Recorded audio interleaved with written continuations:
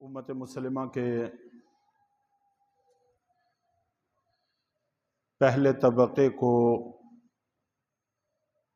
جس راستے پر چل کر اللہ نے کامیابیاں عطا کی تھیں، آخری طبقے کی کامیابیاں بھی اسی راہ پر، اسی راستے پر چلنے میں ہیں۔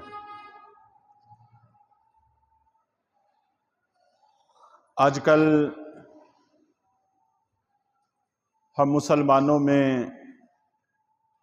دین کی طرف رجحان،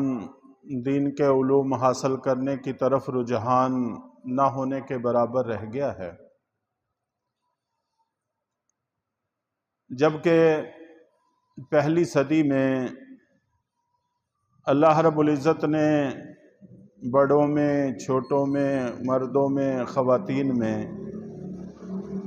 دین کے علم کے حصول کا شوق بھی رکھا تھا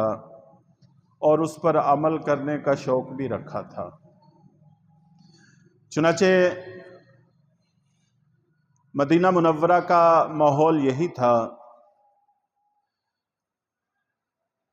کہ جب بھی باہر سے کوئی قافلہ آتا، اسلام قبول کرتا، شروع میں تنگحالی کا زمانہ تھا، سب کی اکٹھے میزبانی مشکل تھی، تو اللہ کے نبی صلی اللہ علیہ وسلم اس پورے قافلے کو ایک محلے کے گھروں پر تقسیم کر دیتے تھے۔ مرد مردوں سے،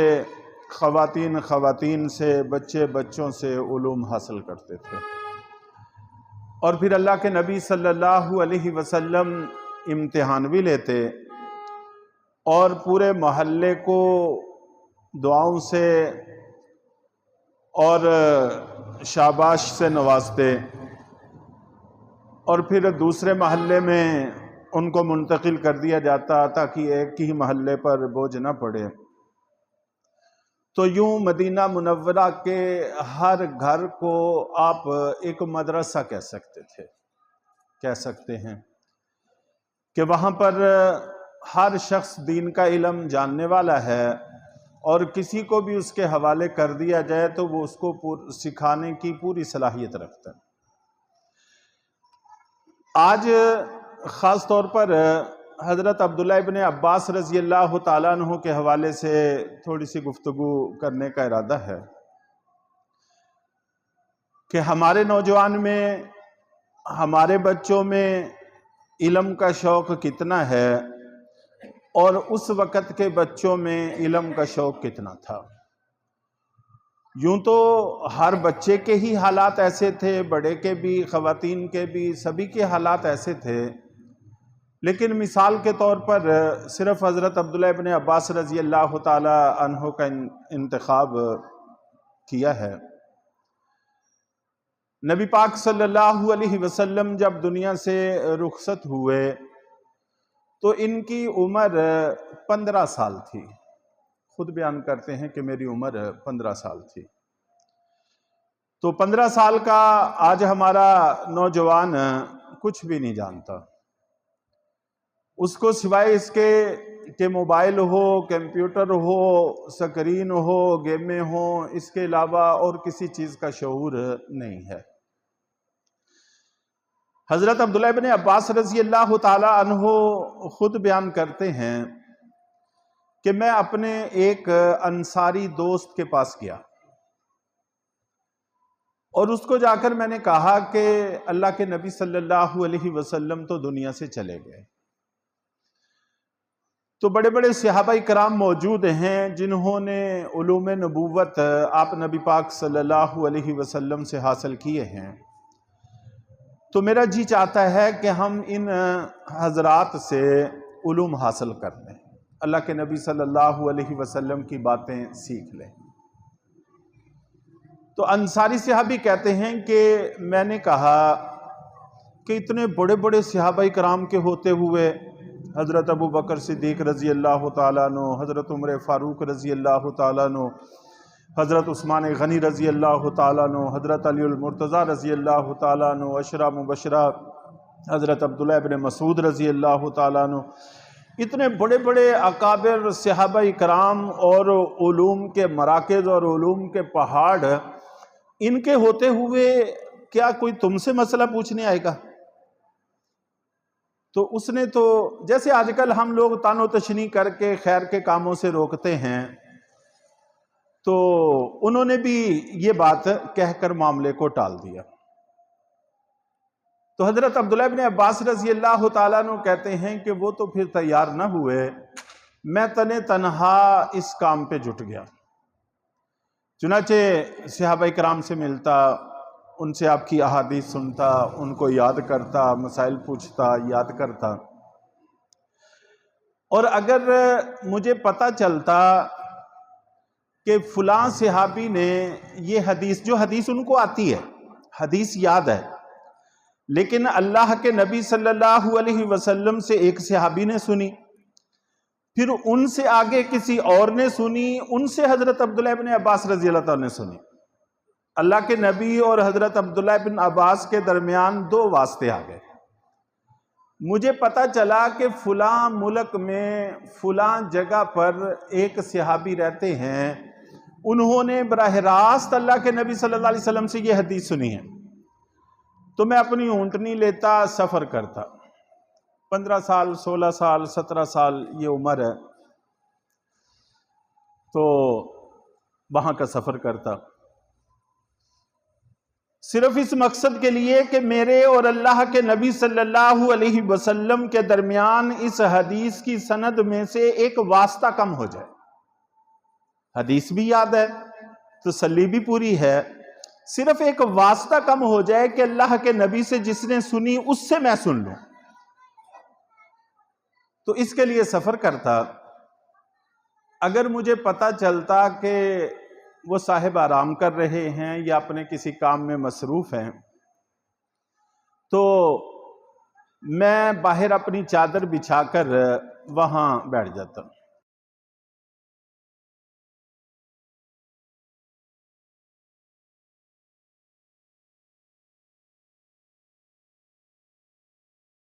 مٹی بھی پڑتی، گرد و غبار پڑتا چہرے پر، کپڑوں پر، لیکن میں اس کی پرواہ نہیں کرتا تھا۔ جب وہ اپنی کسی ضرورت سے خود باہر تشریف لاتے تو پھر مجھے دیکھتے تو دیکھ کر پریشان ہوتے کہ آپ اللہ کے نبی صلی اللہ علیہ وسلم کے چچا کے بیٹے ہیں، تو آپ جب تشریف لائے تھے مجھے اطلاع کر دیتے، اول تو مجھے پیغام بھیجتے، میں خود وہاں پر حاضر ہوتا جہاں پر آپ تھے۔ تو یہ کہتے ہیں کہ میں ان سے کہتا کہ حاجت میری ہے، ضرورت میری ہے، تو پھر ان سے حدیث سنتے، حدیث سن کر واپسی کا سفر شروع کر دیتے۔ تو اس طرح سے علوم جمع کیے۔ حضرت عبداللہ ابن عباس رضی اللہ تعالی عنہ نے جب اپنے اندر علوم سمو لیے تو ان کے اندر اللہ تعالیٰ نے علوم حاصل کرنے کا شوق رکھا۔ اپنے شوق کو پورا کرنے کے لیے اپنے یہ بچپن کا زمانہ پورا اس معاملے میں صرف کیا، اور یہ شوق اس حد تک تھا کہ حضرت میمونہ رضی اللہ تعالی عنہا، جو ازواج مطہرات میں سے ہیں، امت کی ماں ہیں، وہ حضرت عبداللہ ابن عباس رضی اللہ تعالی عنہ کی خالہ تھی۔ تو یہ اپنی خالہ کے گھر میں جا کر رہتے تھے، ویسے زیادہ تر پرورش بھی انہوں نے وہیں پہ پائی ہے، اور وہاں پر جا کر رہنے کا مقصد یہ ہوتا تھا کہ میں اللہ کے نبی صلی اللہ علیہ وسلم کے گھر کے معمولات بھی دیکھوں اور رات کے معمولات بھی دیکھوں۔ دن کو تو آپ نماز پڑھتے ہیں، جو کچھ کرتے ہیں ہم سب کچھ دیکھتے ہیں، لیکن رات کو آپ کے کیا معمولات ہوتے ہیں، گھر میں آپ کے معمولات کیا ہیں، وہاں پر طرز زندگی کیا ہے، ان کو دیکھنے کے لیے یہ اپنی خالہ کے ہاں چلے جاتے ہیں، اور وہاں پر جا کر اللہ کے نبی صلی اللہ علیہ وسلم کے حالات کو دیکھتے۔ چنانچہ روایات میں اللہ کے نبی صلی اللہ علیہ وسلم کی گھریلو زندگی اور وہاں کی عبادات یا حضرت عائشہ صدیقہ رضی اللہ تعالیٰ عنہ سے منقول ہیں یا حضرت عبداللہ ابن عباس رضی اللہ تعالیٰ سے منقول ہیں۔ تو اپنے بچپن کا پورا فائدہ اٹھایا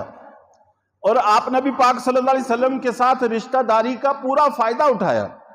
کہ گھر کے بہت سارے علوم حاصل کرنے کی کوشش کی۔ تو وہ نقل کرتے ہیں کہ ایک دفعہ میں اسی نیت سے گیا کہ آج رات کو اللہ کے نبی صلی اللہ علیہ وسلم کی رات کی عبادات دیکھوں گا کہ آپ رات کو کیا پڑھتے ہیں، کیا کرتے ہیں۔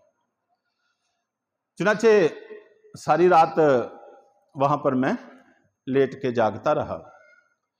تو اللہ کے نبی صلی اللہ علیہ وسلم آدھی رات کے بعد اٹھے، اٹھ کر آپ نے وضو کیا، وضو کر کے مصلی پہ کھڑے ہو گئے، تہجد کی نماز شروع کر دی۔ تو حضرت عبداللہ ابن عباس رضی اللہ تعالیٰ عنہ کہتے ہیں کہ میں بھی اٹھا اور میں نے بھی وضو کیا اور میں جا کر اللہ کے نبی صلی اللہ علیہ وسلم کی بائیں طرف کھڑے ہو کے آپ کے پیچھے نماز شروع کر لی، آپ کی اقتداء میں۔ تو یہ تو کہتے مجھے پتا تھا کہ اگر امام کے پیچھے مقتدی ایک ہی ہو تو مقتدی کو برابر میں کھڑے ہونا چاہیے، پیچھے صف میں کھڑے نہیں ہونا چاہیے، لیکن کون سی جانب کھڑا ہونا ہے یہ مجھے یاد نہیں تھا، میرے ذہن میں نہیں تھا، تو میں بائیں طرف کھڑا ہو گیا۔ چنانچہ اگر ہم بھی اپنے ذہن سے سوچیں، ایک امام ہو تو مقتدی کھڑا ہونا چاہتا ہے تو وہ یہی سوچے گا کہ امام کو دائیں طرف ہونا چاہیے، مقتدی کو بائیں طرف ہونا چاہیے۔ اس لیے کہتے ہیں کہ دین عقل سے جاننے کا نام نہیں ہے، دین تو اللہ اور اللہ کے رسول کے بتائے ہوئے طریقے کا نام ہے۔ تو میں بائیں طرف اپنے ذہن کے مطابق کھڑا ہو گیا۔ تو اللہ کے نبی صلی اللہ علیہ وسلم نے قرآن پاک پڑھتے پڑھتے میرے سر پر ہاتھ رکھا اور میرے سر پر ہاتھ پھیرنے کے بعد پھر میرے کان کو پکڑا اور میرے کان کو پکڑ کے اس کو تھوڑا سا مروڑا۔ اب اردو میں پتہ نہیں اس کے لیے کون سا لفظ استعمال ہوتا ہے، پنجابی میں تو مروڑنا ہی کہتے ہیں، تو اگر کسی کے ذہن میں ہو تو بتا دیں، میں پھر وہ لفظ بول لیتا ہوں۔ مسلنا تو اس کو کہتے ہیں جی، تو مروڑنا بٹا تو وہ کان کو مروڑا اور پھر مجھے دائیں طرف لا کے کھڑا کر دیا۔ چنانچہ میں دائیں طرف کھڑے ہو کے آپ کے پیچھے نماز پڑھنا شروع کر دی۔ تو یہ میں واقعہ عرض کر رہا ہوں کہ حضرت عبداللہ بن عباس رضی اللہ تعالیٰ عنہ کی شوق کا کہ کتنی سی عمر ہے، اس عمر میں آج ہم اپنے بچوں کو، اپنے نوجوانوں کو دیکھیں اور ان کے شوق دیکھیں تو اس صدی کے، پہلی صدی کے نوجوانوں کے شوق دیکھیں تو زمین و آسمان کا فرق ہے۔ وہ کیسے پاکیزہ اور مقدس لوگ تھے اور ان کی سوچ کیا تھی کہ وہ باہر کے علوم بھی جمع کرتے پھر رہے ہیں اور آپ نبی پاک صلی اللہ علیہ وسلم کے گھر کے علوم بھی جمع کر رہے ہیں اور اس پر اپنی پوری صلاحیت صرف کر رہے ہیں۔ اور پھر اللہ تعالیٰ نے وہ دن دکھایا جب مسجد نبوی میں سب سے بڑا حلقہ حضرت عبداللہ بن عباس رضی اللہ تعالیٰ عنہ کا لگا کرتا تھا اور بڑے بڑے صحابہ کرام بھی قرآن کے بارے میں آ کر مسئلہ انہی سے پوچھتے تھے کہ یہ آیت کون سے موقع پر نازل ہوئی، اس کا شان نزول کیا ہے۔ اور حضرت عبداللہ بن عباس رضی اللہ تعالیٰ عنہ کو حبر الامہ کہا جاتا ہے، حبر بہت بڑے عالم کو کہتے ہیں، تو یہ اس امت کے بہت بڑے عالم ہیں، علماء کے سردار ہیں۔ اللہ تعالیٰ نے وہ مقام اور وہ مرتبہ ان کو عطا فرمایا۔ حج کے موقع پر وہاں پر بھی ہم لوگ جاتے ہیں، وہاں پر ہمارے حالات کیا ہوتے ہیں،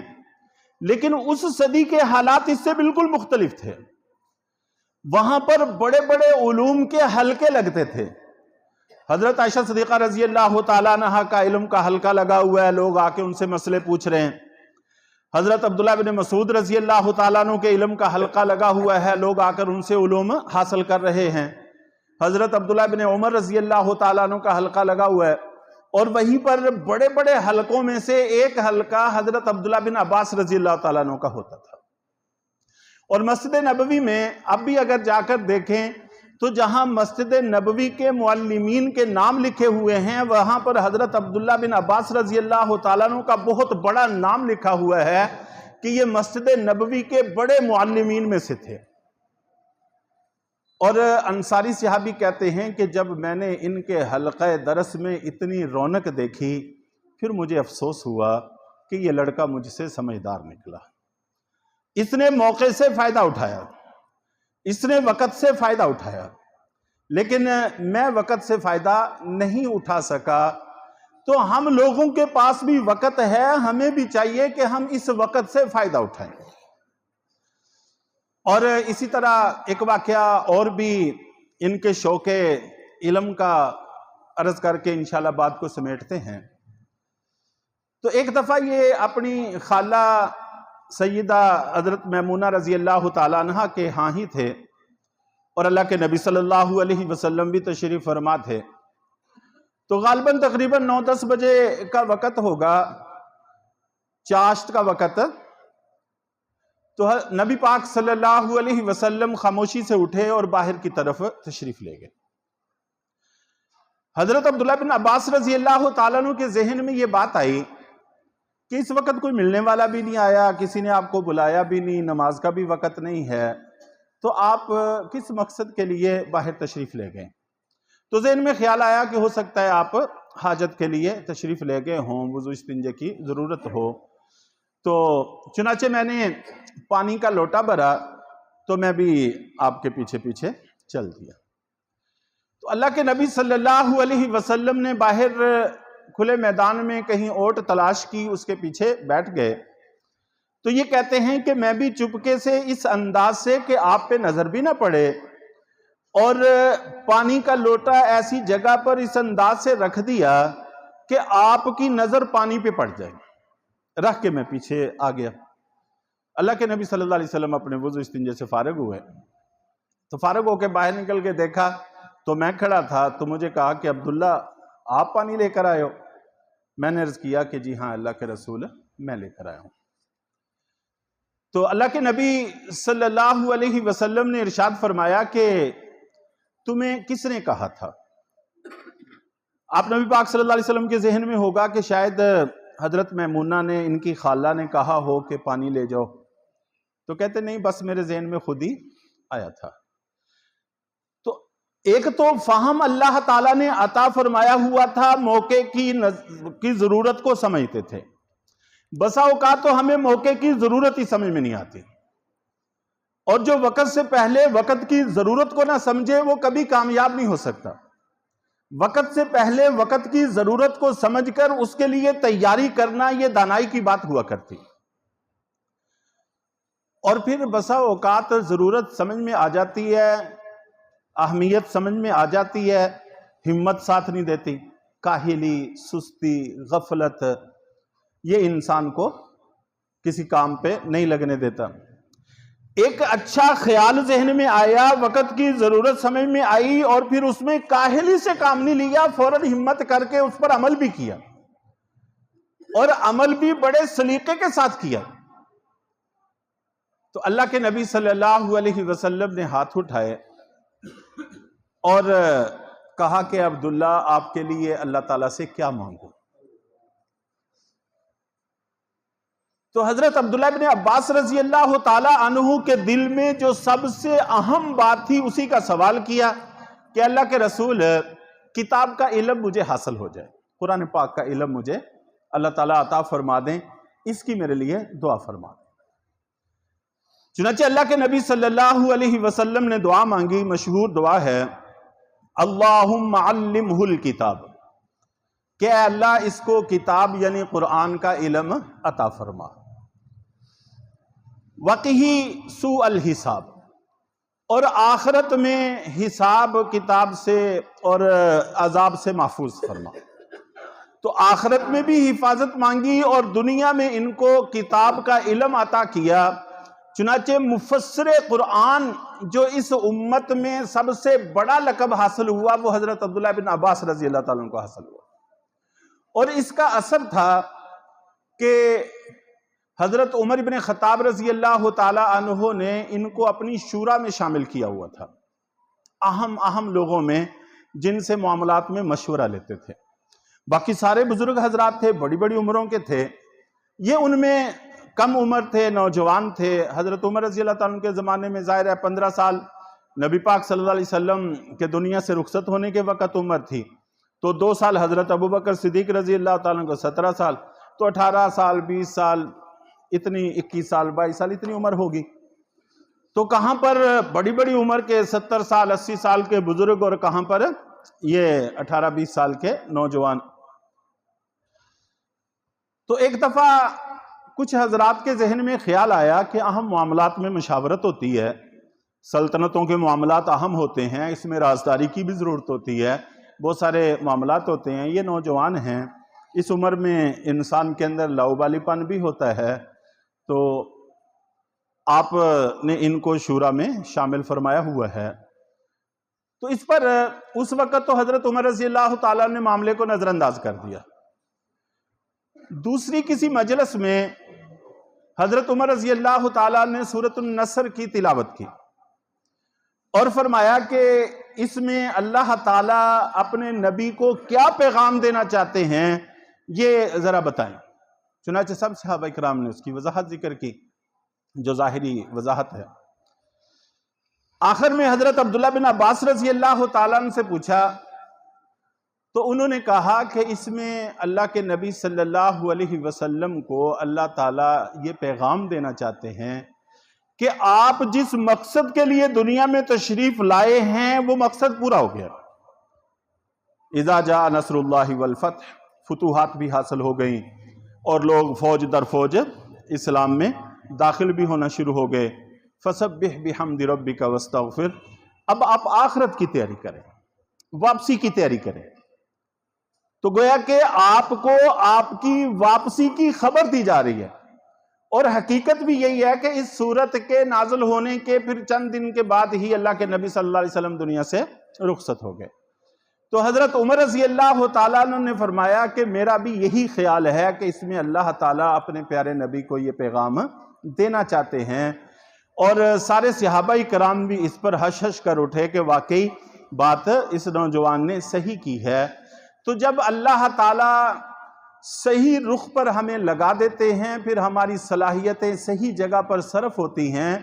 تو پھر بہت جلد اللہ تعالیٰ اس کے فوائد اور ثمرات سے بھی نوازتے ہیں۔ تو ہم آج خاص طور پر اپنے نوجوانوں سے یہ درخواست کرتے ہیں کہ وہ اپنی خواہشات کو، اپنی سوچ کو، اپنے جذبات کو صحیح رخ پر لانے کی کوشش کریں، اپنی مصروفیات کو صحیح رخ پر لانے کی کوشش کریں،